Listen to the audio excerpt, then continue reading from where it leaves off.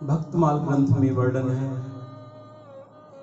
कि वाल्मीकि जी ने ही इस कलिकाल में हम जीवों पर कृपा करने के लिए भगवान की ही इच्छा से गोस्वामी तुलसीदास जी के रूप में अवतार लिया। और गोस्वामी तुलसीदास जी ने ही हम भक्तों पर कृपा करने के लिए एक ऐसा सदग्रंथ प्रदान किया जिससे न केवल गोस्वामी तुलसीदास जी का ही जीवन संभला, अपितु प्रत्येक जीव अगर रामचरितमानस का आश्रय ले तो वो इस लोक और परलोक दोनों की सदगति को प्राप्त करता है। रामचरितमानस केवल और केवल एक ग्रंथ नहीं, अपितु एक नौका है। लेकिन इस नौका की क्या विशेषता है? प्रत्येक नौका की एक विशेषता होती है, प्रत्येक वाहन की एक विशेषता होती है कि इसमें 2 व्यक्ति सवार होंगे, 3 व्यक्ति सवार होंगे, 100 व्यक्ति सवार होंगे, ये लाख व्यक्ति सवार होंगे। लेकिन रामचरितमानस में जो नौका है उसमें केवल गिनती के व्यक्ति पार हों ऐसा नहीं, अनंत जीव, इस ब्रह्मांड के समस्त जीव उस नौका में सवार होकर श्रवण कर, मनन कर और चिंतन करके इस भवसागर रूपी समुद्र से पार हो जाते हैं। वाल्मीकि जी ही गोस्वामी तुलसीदास जी के रूप में कलयुग में प्रकट हुए। वास्तव में गोस्वामी तुलसीदास जी कौन हैं? किसकी आज्ञा से इस कलि काल में उनका अवतार हुआ और रामचरितमानस लिखने का परम उद्देश्य क्या है? वाल्मीकि जी ब्राह्मण कुल में उत्पन्न एक बालक हैं, लेकिन है तो उच्च कुल में उत्पन्न बालक, लेकिन उस कुल की कोई भी मर्यादा को वाल्मीकि जी ने नहीं रखा। वाल्मीकि जी के बाल्यकाल का नाम रत्नाकर है और वो रत्नाकर अपने धर्म को छोड़कर क्या करते हैं? चोरी, हिंसा, लूटपाट को ही अपना धर्म समझने लगते हैं। और ऐसा क्यों हुआ? हमने जीवन में केवल और केवल अपने संग को संतुलित करना है। जीवन में अत्यंत महत्वपूर्ण है कि हमारा संग कैसा हो। अगर संग अच्छा हुआ तो यह जीवन सार्थक हो जाता है, लेकिन अगर संग ही कुसंग हो गया तो उसी कुसंग के कारण एक जीवन नहीं 84 लाख योनियों में जीव भ्रमण करता रहता है। और ऐसा ही हुआ वाल्मीकि जी के साथ। वाल्मीकि जी ने कुसंग किया और चोरी, हिंसा, मत्सरता, लूटना, इसको ही अपना धर्म समझने लगे। और तो और उन्होंने एक चतुर्थ वर्ण की पुत्री के साथ विवाह कर लिया। परिवार का पालन पोषण तो भली भांति करते, लेकिन परिवार का पालन पोषण करने में साधन क्या था? चोरी, हिंसा और लूटपाट। घर को त्याग कर वो एक वन में रहने लगे और वन में जो भी व्यापार की दृष्टि से कोई व्यक्ति निकलता तो उसका धन हरण कर लेते, उसे मृत्यु दे देते, उसे मार डालते। कोई राजा सैर करने के लिए निकलता तो उसे भी मार डालते, उसका धन का हरण कर लेते।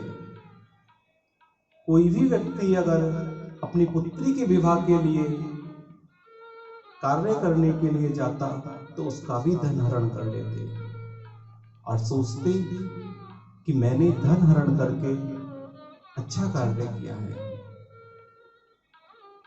ऐसा करते करते भक्तमाल ग्रंथ में ऐसा वर्णन है कि उन्होंने केवल राजाओं का ही मृत्यु नहीं की, हत्या नहीं की, उन्होंने ब्राह्मणों की भी हत्या की। और कितने ब्राह्मणों की हत्या! जब ब्राह्मणों की हत्या करते तब उनके शरीर से जनेऊ निकाल लेते। और कितनी जनेऊ, 6 बैलगाड़ी भरकर जनेऊ, इतनी हत्या वो कर चुके थे अपने जीवन में। तब भगवान भी कहते हैं कि मैं कब किस पर कृपा कर दूं, ये मेरी ही इच्छा है। और तब उन पर कृपा करने के लिए भगवान की आज्ञा से उसी वन में सप्त ऋषियों का आगमन हुआ। उसमें नारद, वशिष्ठ आदि अनेक ऋषि थे। जैसे ही उन ऋषियों को रत्नाकर जी ने देखा तब उन्हें भी वो मृत्यु के घाट उतारने के लिए उद्यत हुए। तब उन ऋषियों ने कहा कि देखिए रत्नाकर, आप हमें मार तो डालेंगे लेकिन उससे आपका क्या लाभ? हम तो साधु हैं, हमारे पास कुछ भी नहीं है। तब रत्नाकर कहता है कि अगर तुम्हारे पास कुछ नहीं है तब भी ये तुम्हारा दोष है, मैं तुम्हें मारूंगा। तब अनेक बार समझाने पर वशिष्ठ जी ने उस रत्नाकर को उसके किए हुए कर्मों का परिणाम दिखाया आकाश मार्ग में और कहा, देखो जितने भी ब्राह्मणों की हत्या तुमने की है वो सब तलवार लेकर, शस्त्र लेकर तुम्हें मारने के लिए उद्यत हैं। तुम कैसे बचोगे? तुम एक जन्म नहीं अनेक जन्म भी नरक में यातनाएं सहोगे, तब भी उस पाप का मार्जन नहीं कर पाओगे। तो रत्नाकर भयभीत हुआ और कहने लगा कि केवल ये पाप मैंने किया ऐसा नहीं, मैंने ये पाप, मैंने ये हत्याएं, मैंने ये लूटपाट, मैंने ये हिंसा अपने परिवार का पालन पोषण करने के लिए की। तो मेरी पत्नी, मेरी माता, मेरे पिता, मेरे बालक भी तो इसमें बराबर के हिस्सेदार हैं, उस पाप को भोगने पे, उस नरक की यातनाओं को सहने के लिए। और तब रत्नाकर वापस घर जाता है। कहीं वो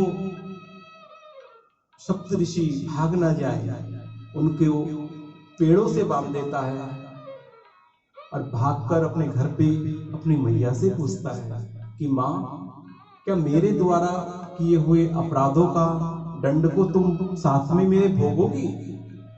पिता से भी यही प्रश्न करता है। तब मैया और पिता दोनों कहते हैं कि देखो, हमारा धर्म था तुम्हें जन्म देना, तुम्हें बड़ा करना, अब तुम्हारा कर्म है हमारे पालन पोषण करना। अब चाहे तुम धर्म से करो या अधर्म से करो, ये तुम्हारी मर्जी।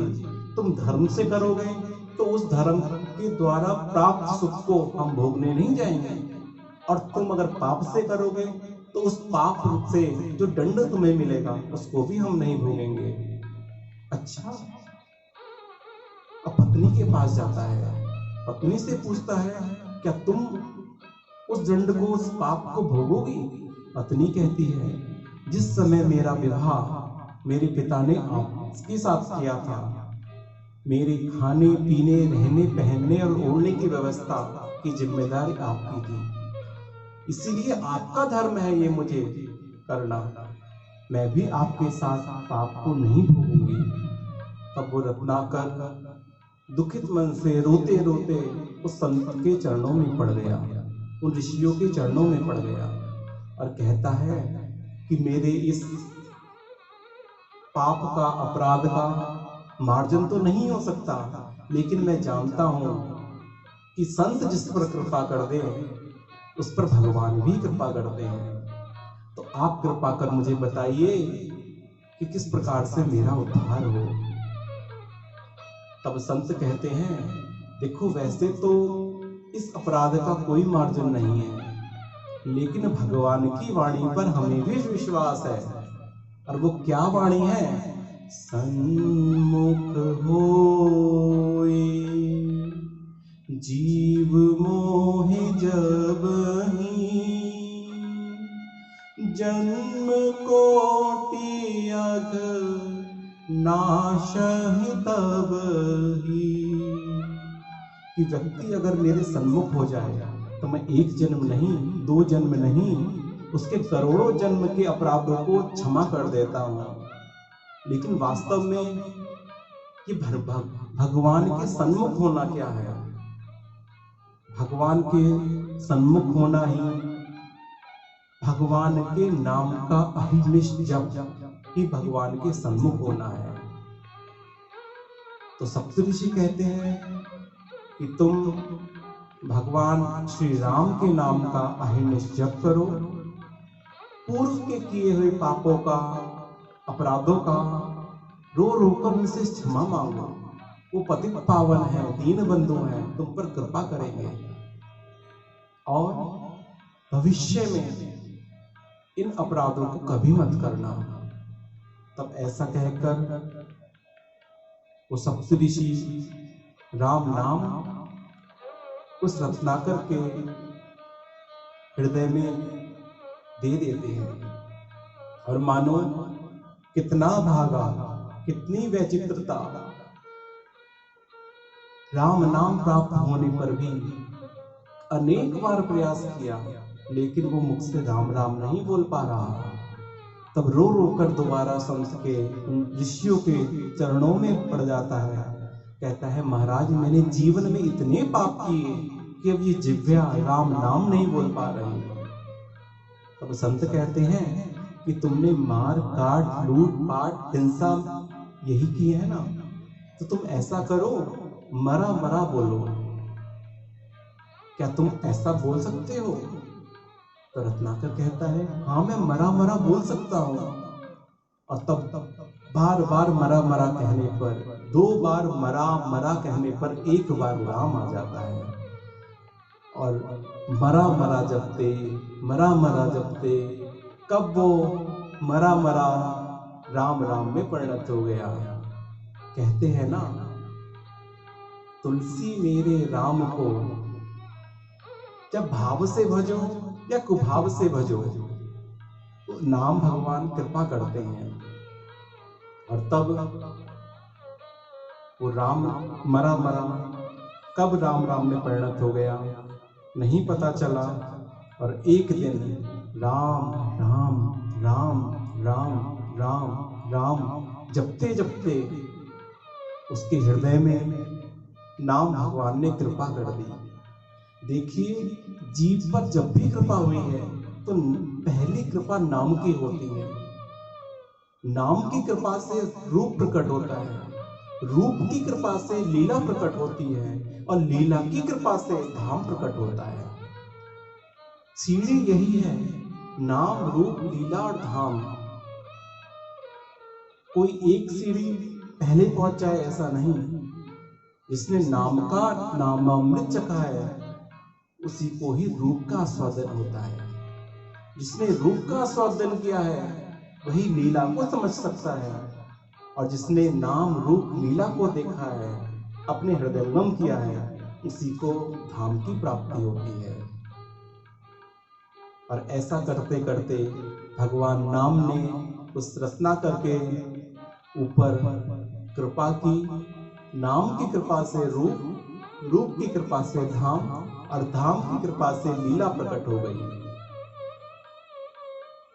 और तब वो दोबारा सप्तऋषि वहां पर आए, और उसमें से नारद जी ने कहा, और इस बार उस रत्नाकर को रत्नाकर कह के नहीं पुकारा, कहा वाल्मीकि, कि आज से तुम्हारा नाम वाल्मीकि है, और तुम्हारे द्वारा संसार में भगवान राम के यश का ऐसा दुर्लभ ग्रंथ प्रकट होगा जिससे संपूर्ण जीवन, संपूर्ण जगत भगवान राम की भक्ति करेगा।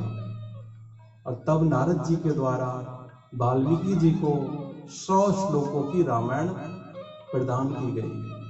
और ऐसे अद्भुत श्लोक नारद जी ने 100 श्लोकों में रामायण प्रदान की और वाल्मीकि जी ने उन 100 श्लोकों को 100 करोड़ श्लोकों में परिणत कर दिया।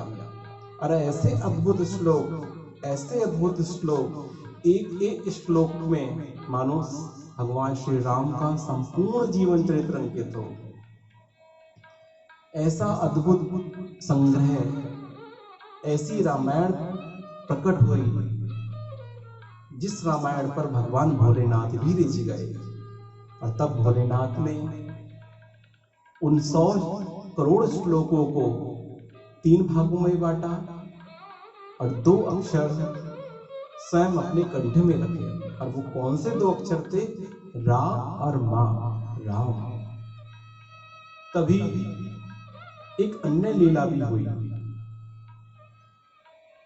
भगवान श्री राम की लीला त्रेता में चल रही थी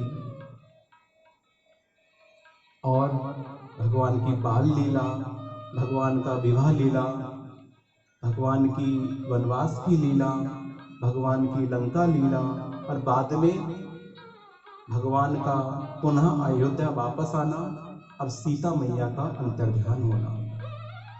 तो ये सब लीला तो हुई।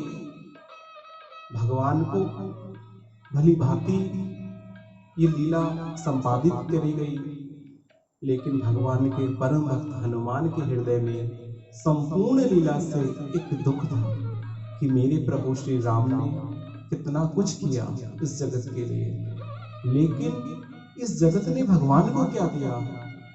मेरी मैया को ही अलग कर दिया। तब दुख को हनुमान जी सह नहीं पाते और हनुमान जी दूर समुद्र तट पर जाते हैं और ऐसा कहते हैं कि जब किसी दुख को दूर करना हो तो उसकी बातों को स्मरण किया जाए। तब हनुमान जी भगवान श्री राम के संपूर्ण चरित्र को अपने हृदय में लाते और अपने तीक्ष्ण नखों से समुद्र के पास पड़ी हुई शिलाखंड पर कुरेद कर अंकित कर देते और समुद्र में फेंक देते। कुछ समय व्यतीत हुआ और पता चला कि भगवान के अनेक चरित्र इस शिलाखंड पर अंकित हो गए हैं और हनुमान जी का तो प्रत्येक कर्म राम के लिए है। उन सभी शिलाखंडों को लेकर हनुमान जी राम जी के पास गए। तब राम जी ने कहा कि देखो हनुमान, हम तुम्हारे इस क्रिया से अति प्रसन्न हैं और ऐसी अद्भुत लीला, ऐसा अद्भुत ज्ञान, ऐसा अद्भुत प्रकाश आज तक लीला का किसी ने नहीं किया। लेकिन हम इस लीला का प्रकाश स्वयं नहीं कर सकते। जिस प्रकार से भक्त भगवान की पूजा करता है और भगवान भक्त की पूजा करता है। भगवान अपना यश स्वयं नहीं गाते, भगवान भक्तों का यश गाते हैं और भक्त भगवान का। ऐसे ही अगर तुम्हें इस चरित्र को जगत में प्रकाशित करना है तो तुम्हें किसी संत का सानिध्य लेना पड़ेगा। और तब भगवान श्री राम ने हनुमान जी को श्री वाल्मीकि जी के पास जाने के लिए कहा। तब हनुमान जी राम जी की आज्ञा से वाल्मीकि जी के पास गए और संपूर्ण लीला चरित्रों को दिखाया। पहले तो वाल्मीकि जी अति प्रसन्न हुए, लेकिन कुछ ही क्षण में वो अंदर ही अंदर उदास हो गए। तब हनुमान जी ने कहा कि हे वाल्मीकि जी, आप ये उदास क्यों हो गए? क्या इन लीला चरित्रों में कुछ भाषा में त्रुटि है, कुछ मेरे द्वारा गलती हुई है? तो मुझे बताइए। तब श्री वाल्मीकि जी महाराज कहते हैं कि हनुमान जी, आपके द्वारा रचित चरित्र इतना दिव्य है, इतना दिव्य है कि इसमें त्रुटि कभी भी नहीं हो सकती। लेकिन मेरे मन में जिस बात का थोड़ा सा मलान है, वो क्या बात है कि आपका ये द्वारा रचित चरित्र इतना रसमय है, इतना रसमय है, इसके सामने मेरे 100 करोड़ श्लोक कम हो जाएंगे, फीके पड़ जाएंगे। तो तुम ऐसा करो, अभी हमारी आज्ञा है कि तुम इन सभी शिलाखंडों को समुद्र में डुबो दो, अंतर्ध्यान करा दो। समय आने पर इनका जगत में प्रकाश होगा। और तभी हनुमान जी के मन में ऐसा विचार आता है कि वाल्मीकि जी ने एक रामचरित्र की तुलना दूसरे रामचरित्र से कर दी। वस्तुतः दोनों है तो एक ही। तब हनुमान जी कहते हैं कि वाल्मीकि जी, आपको कालांतर में इस शिलाखंडों पर अंकित भगवान राम के चरित्र को प्रकाश करने के लिए अवतार लेना पड़ेगा, दोबारा जन्म लेना पड़ेगा। अब ये वार्तालाप दोनों के बीच में होती है। हनुमान जी वापस राम जी के पास आते हैं और हनुमान जी जब वापस आ रहे होते हैं तो मार्ग में सोचते हैं, ना तो वाल्मीकि जी के हृदय में ऐसा कोई भाव आना चाहिए था कि मेरी रामचरितमानस अच्छी है या ज्यादा रसमयी है, और वाल्मीकि जी की रामचरितमानस थोड़ी कम रसमयी है। ऐसा क्यों हुआ? तब भगवान राम के सम्मुख जैसे आते हैं, भगवान राम हंसने लगते हैं और कहते हैं, हनुमान कुछ मत कहो, जो भी कुछ हुआ हमारी ही इच्छा से हुआ। तुम्हारे द्वारा रचित ग्रंथ का अभी प्रकाश होने का समय नहीं है। अभी सभी जीवों को, सभी ब्रह्मांड में जितने भी जीव हैं, उन्हें वाल्मीकि रामायण के द्वारा हमारे यश को गा गा कर सुख पाने दो।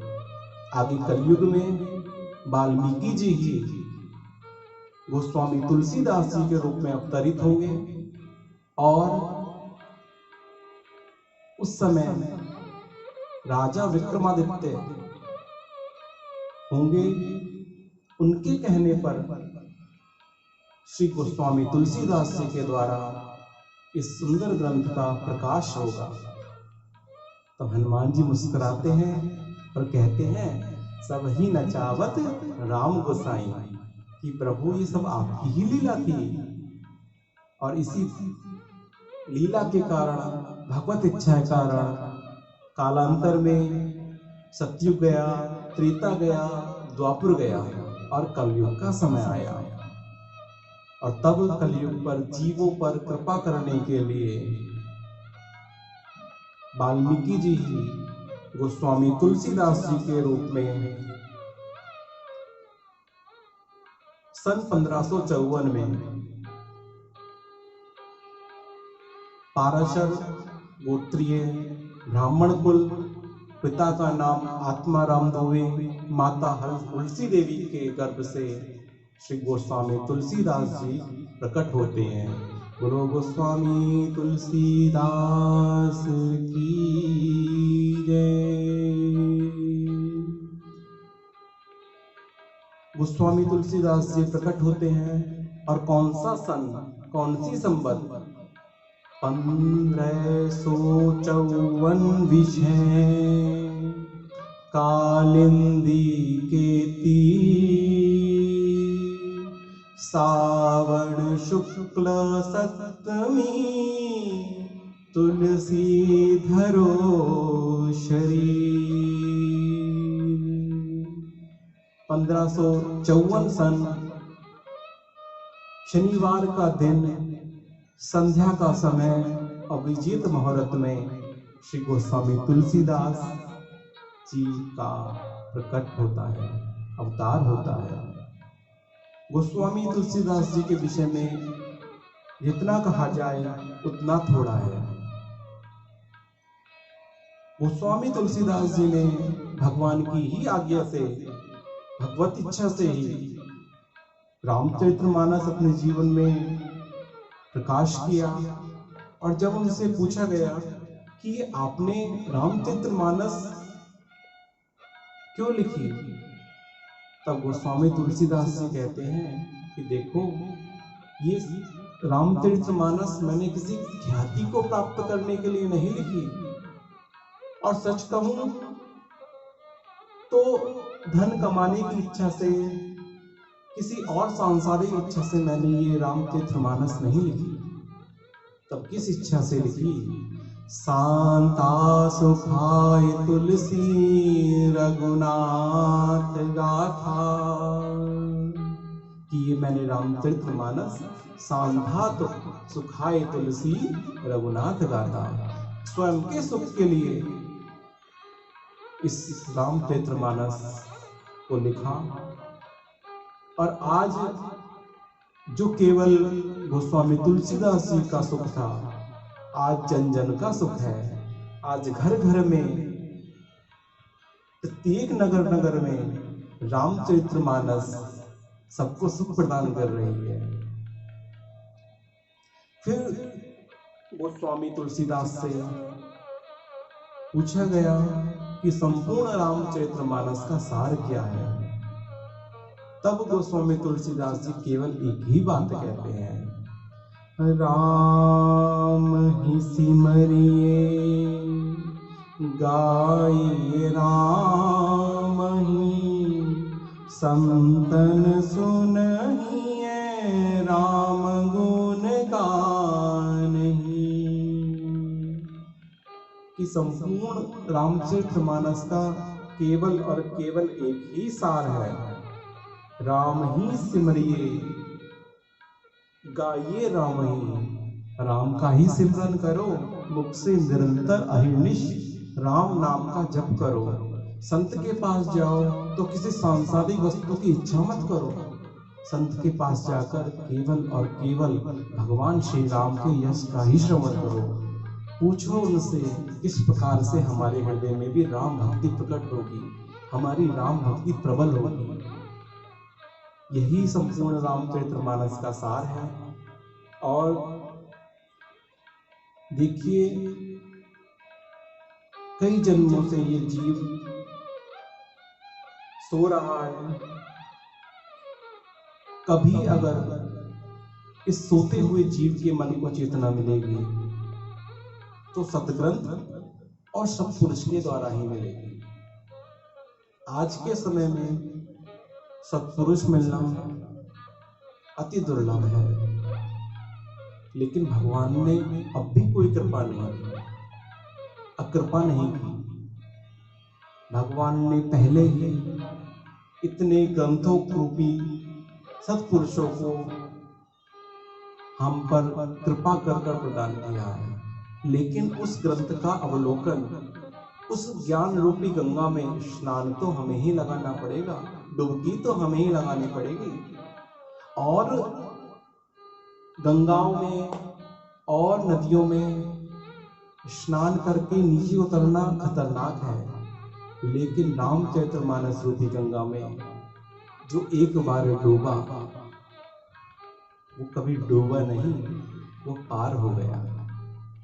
इसीलिए आज गोस्वामी तुलसीदास जी को बार बार प्रणाम करते हैं कि उन्होंने भगवत इच्छा से ही हम सब पर कृपा करने के लिए एक सरल रूप में, सुलभ रूप में रामचरितमानस प्रदान की, जो आज गेहे गेहे जने जने, घर घर में, जन जन में व्याप्त होनी चाहिए।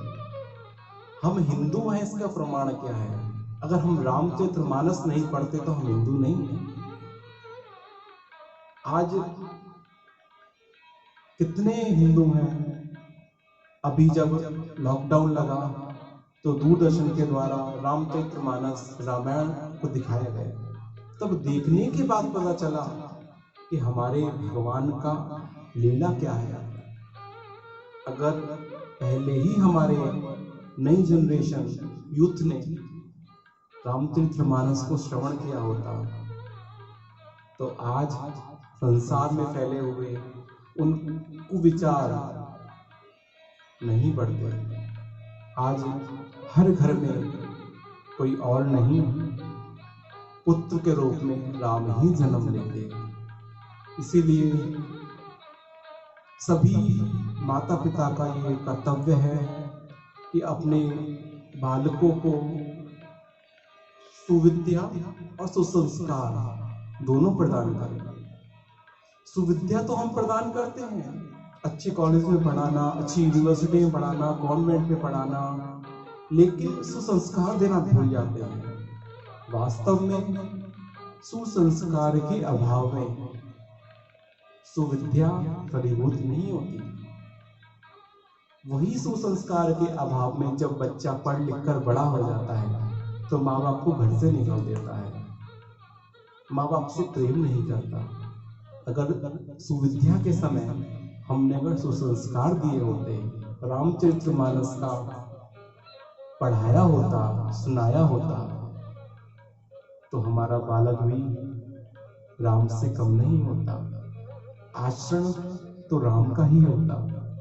इसीलिए करवत्त निवेदन है, जितने भी व्यक्ति यहाँ सुन रहे हैं और मीडिया के माध्यम से आगे इस वाणी को सुनेंगे, अपने जीवन में राम नाम को लाइए। राम नाम सर्व मंगलकारी है, नाम जपत मंगल जिस से हो। भगवान राम का नाम जिस जगह लिया जाता है वो 10 दिशाओं में मंगल करता है। और अपने बच्चों को स्वयं अपने आप भी गोस्वामी तुलसीदास जी कृत रामायण, वाल्मीकि जी कृत रामायण, कोई सी भी रामायण है उसका श्रवण कराइए, पाठ कराइए और राम भक्ति में राम नाम जप करते हुए इस भव सागर रूपी समुद्र से तार जाइए, क्योंकि कलयुग का गुण ही ये है, नाम। और देखिए भगवान शिव ने केवल राम नाम क्यों लिया, 2 अक्षर ही क्यों लिए? क्योंकि वाल्मीकि जी ने भी केवल 2 अक्षर के बल पे तो 100 करोड़ श्लोकों की रचना की। इसीलिए जैसे ही शिव जी ने वो 2 नाम को ग्रहण किया, 2 अक्षर वाले राम नाम को ग्रहण किया, संपूर्ण 100 करोड़ श्लोक उनके हृदय में प्रकट हो गए। इसलिए सभी लोग राम नाम का जप कीजिए और अपने जीवन को सार्थक बनाइए। जय श्री राम।